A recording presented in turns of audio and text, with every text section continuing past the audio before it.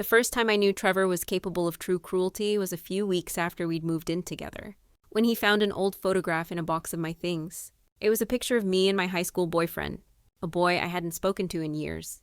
The photo was a blurry, faded memory. But to Trevor, it was a festering wound. He didn't ask about it. He didn't even mention it.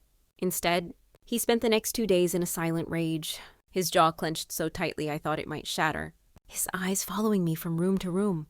When I finally worked up the courage to ask what was wrong, he simply said, "You know what you did," and turned his back on me.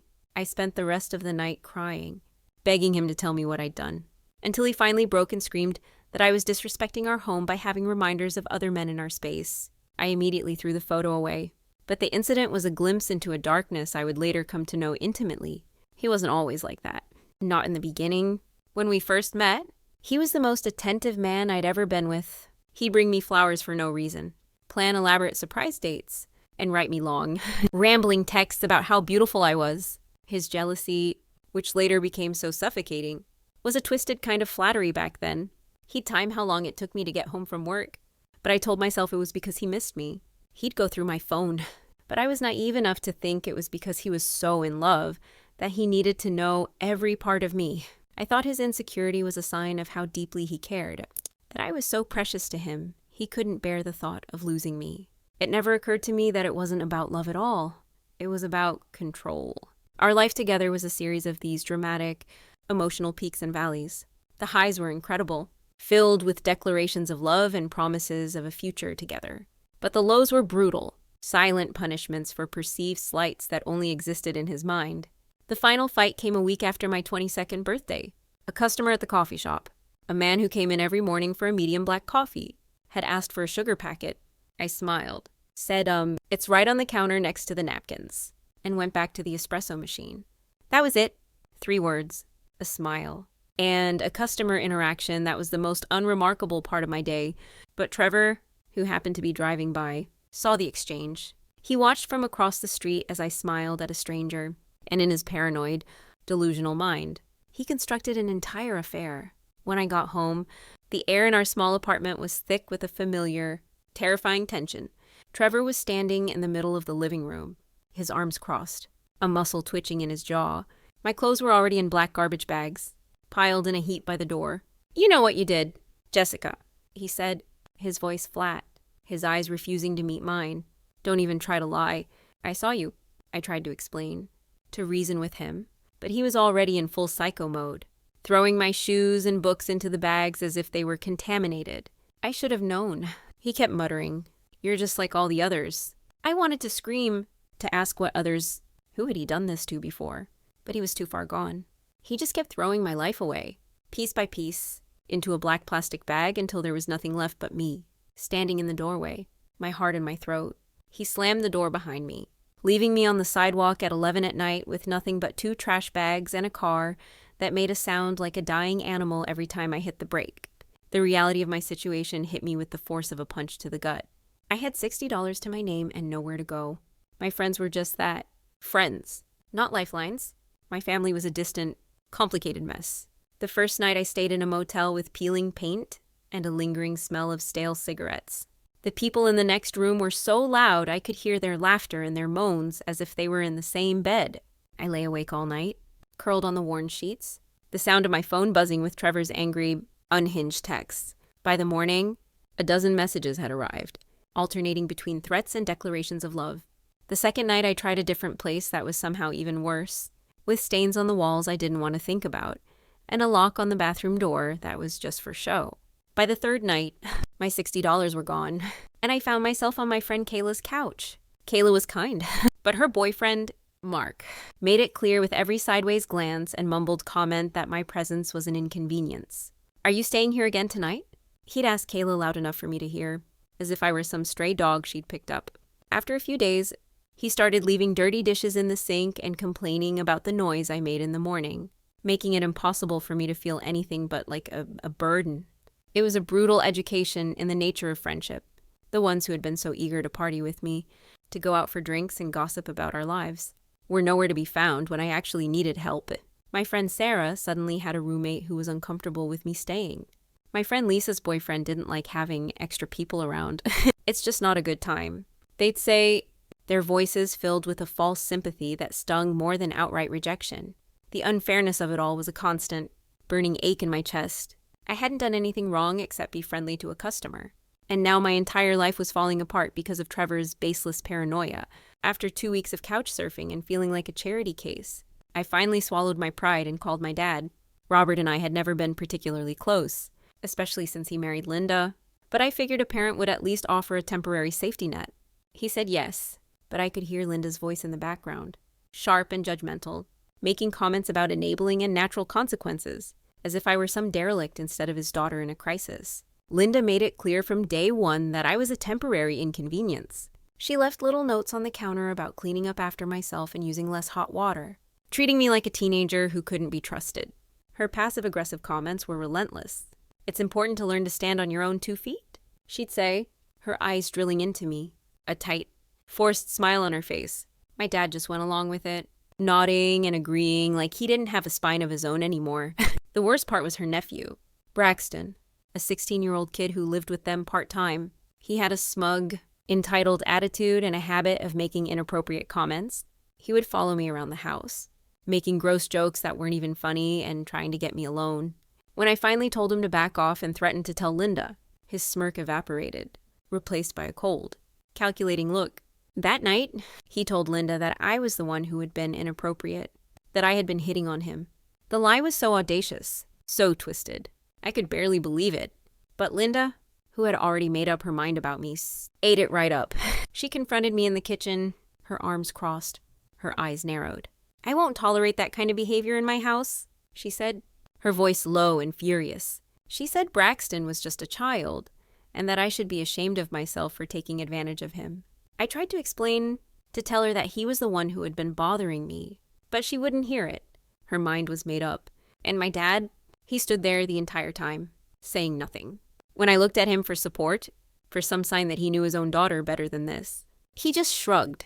"Maybe it would be better if you found somewhere else to stay," he said, his voice quiet, almost apologetic. At that moment, I realized I was truly on my own. I spent the next few weeks applying for every job I could find, from retail to food service, trying to get enough money for my own place. My car had finally given up completely, grinding to a halt in the middle of a parking lot. I took the bus to a part-time cashier interview at a grocery store, a job that paid barely above minimum wage. I left the interview feeling deflated, standing in the parking lot, trying to figure out how to get home. That's when a man approached me. "Excuse me, do you need a ride somewhere?" he asked. He was older, maybe mid-40s, impeccably dressed in a sharp suit. My first instinct was to run, to scream, to tell him to get away from me. But something in his eyes, a genuine concern rather than the usual predatory interest, made me pause. "I could call you a ride if you'd prefer," he said, his voice calm. "But you look like you could use some help." His name was Marcus, and during the 15-minute drive, he asked about my situation. I gave him the basics, trying to keep my voice from shaking. I told him I was looking for work after losing my housing. When he found out I just interviewed for a grocery store job, he told me he owned an insurance company and was looking for someone to help with filing and customer service. The pay was $23 an hour. "I can't promise it'll be permanent," he said, "but if you're reliable and willing to learn, there could be opportunities for growth." He handed me his business card and told me to call him the next day. I spent that whole night staring at the card, wondering if it was a trick, if he would turn out to be like every other man I'd ever known. But when I called him the next morning, he simply asked me to come in for a brief interview. The office was small but professional. Marcus introduced me to everyone, including Jake, a claims handler with intense dark eyes that seemed to notice everything.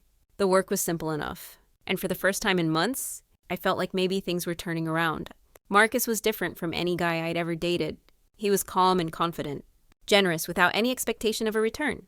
He treated me like an equal, never talking down to me. After a month, he started offering me rides home since I was still taking the bus everywhere. Those car rides were when we really started to connect. He asked about my day, my goals, what I wanted to do with my life. He listened without judgment, not like my friends who had grown tired of my story. He told me about his ex-wife, who'd left him for her personal trainer, and how he'd thrown himself into building his business afterward. We had both been betrayed by people we trusted, and there was a quiet, comforting understanding between us. The first time he asked me out, I almost said no, Dating my boss seemed like a terrible idea, and Marcus was so much older and more established than anyone I'd ever been with. But he promised that work and personal life would stay separate, and that if things didn't work out, it wouldn't affect my job. I'm not the kind of man who punishes people for being honest, he said, and I believed him. Our first date was at an upscale Italian restaurant. I felt completely out of my element, but Marcus never made me feel stupid or out of place. He explained the wine, the food, and the history of the restaurant without being condescending. When I accidentally knocked over my water glass, he just smiled and helped me clean it up like it was no big deal. When he walked me to my door, he kissed me softly and said he'd had a wonderful time. No pressure, no expectations, just a quiet, gentle kindness that I had almost forgotten existed. We kept things professional at work, just like he'd promised. There was no special treatment. And if anything, he was more formal with me to avoid any accusations of favoritism. The other employees seemed fine with it. Jake, who I had worried might be weird about the situation, just congratulated me and said Marcus was a good guy. 9 months later, Marcus asked me to move in with him. His house was a beautiful 2-story home in the suburbs with a huge kitchen and a well-manicured yard. He showed me the guest room that could be my office and the walk-in closet with more space than my last 2 apartments combined. I want you to feel secure and settled, he said, and for the first time in my adult life, I felt truly safe. Living with Marcus was like stepping into a different world. He handled all the bills, insisting that I save my money. We would cook dinner together, talk for hours, and he'd introduce me to his friends, successful, professional people who accepted me without question because Marcus vouched for me. But after a while, a strange restlessness started to gnaw at me. Marcus was almost too perfect, too considerate, too predictable. He had routines for everything, from his morning workout to his weekend grocery shopping. He'd plan our dates weeks in advance, and while he'd ask for my input, his detailed suggestions made it clear he'd already made up his mind. It wasn't controlling, but it was like living inside someone else's very organized, very adult life. Around the same time, Jake started staying later at work. We'd end up being the last 2 in the office, and we'd talk while I finished filing. He was closer to my age and had an impulsive, chaotic energy that Marcus lacked. He'd make jokes about Marcus's obsession with color coding and his meticulous filing system, and I found myself laughing in a way I hadn't in months. One evening, he looked at me and asked, "You ever feel like you're playing house?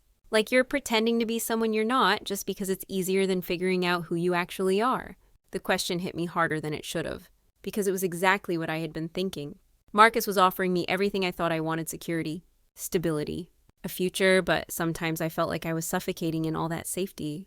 2 years after we first met, Marcus proposed at the same Italian restaurant where we'd had our first date.